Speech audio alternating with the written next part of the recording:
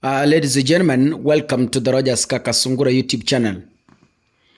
Allow me to say this before I move into politics, that I'm honored and privileged to speak to you at this hour. I know I am addressing very senior people in politics.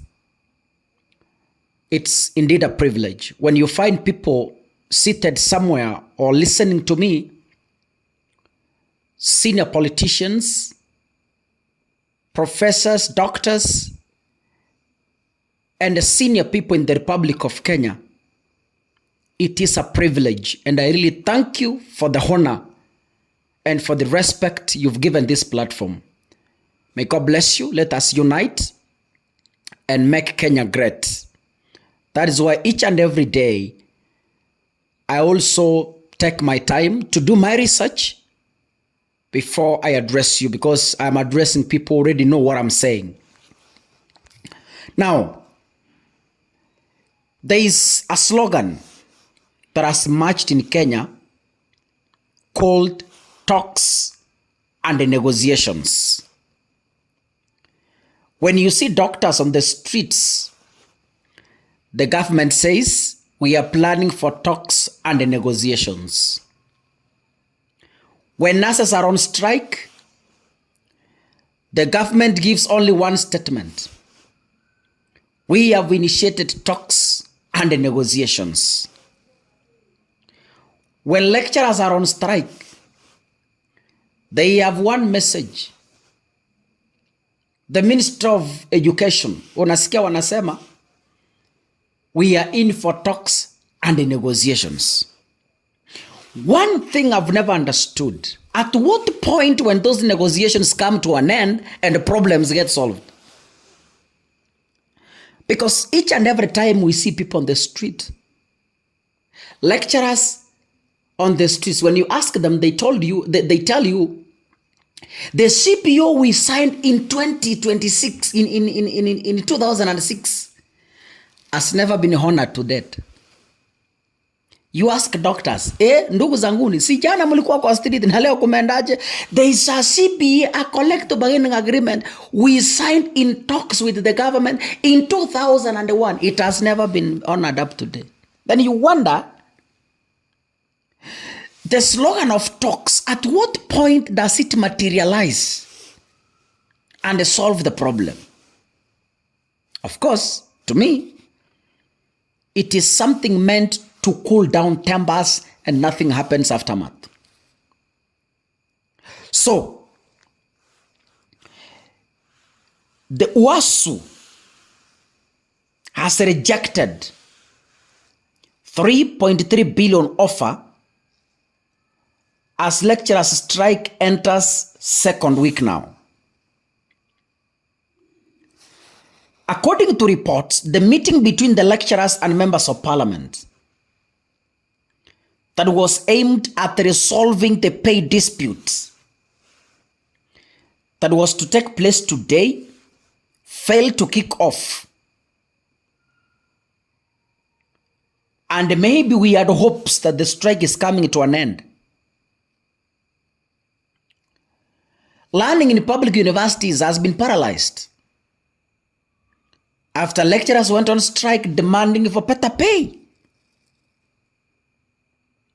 And by the way, you know, in many universities, graduation is happening in December. So this has thrown graduates in disarray. The meeting, according to the report in my possession, failed to take place after the Interpublic Universities Council Consultative Forum failed to provide documents approving a 4.3 billion offer to the university lecturers under the UASU banner. In the meeting of the National Assembly Education Committee, chaired by Tinderet MP Julius Meli, the UASU Secretary General Constantine Wesonga said that the union will not take the verbal offer without due papers that indicate the government has committed to its cause. Ladies and gentlemen,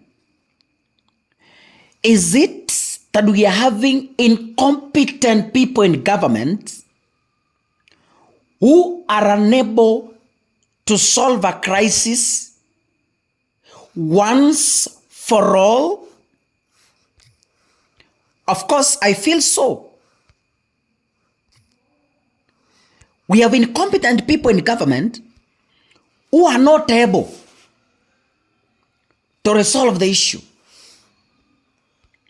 Ladies and gentlemen, where are we headed as a nation?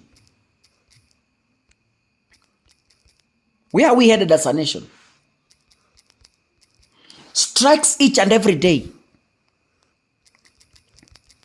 that are never resolved. Every year ni strike. Every time ni strike. Ukiwauliza, we negotiated,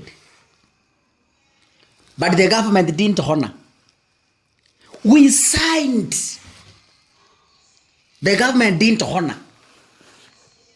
We sat and negotiated, the government didn't honor. Every time people are asking for their salaries, unasikia, we are calling for talks.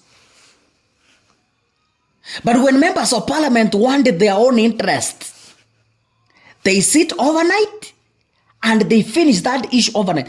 Look at how they handled the impeachment of Rigathi Gachagua. In just a night, Rigathi is home, and in the morning, a new deputy has been nominated and gazetted. Lakini ikikuja kwa kushughulikia mishahara ya wafanyakazi, unasikia, we are going to hold talks. We are going to hold negotiations. Negotiations that never come to pass. Ndugu zangu wa Kenya, taifa la Kenya linahitaji viongozi wakakamavu. Viongozi ambao wanajua uongozi ni nini. Listen again. Hii tabia ya kusema talks, sign, talks,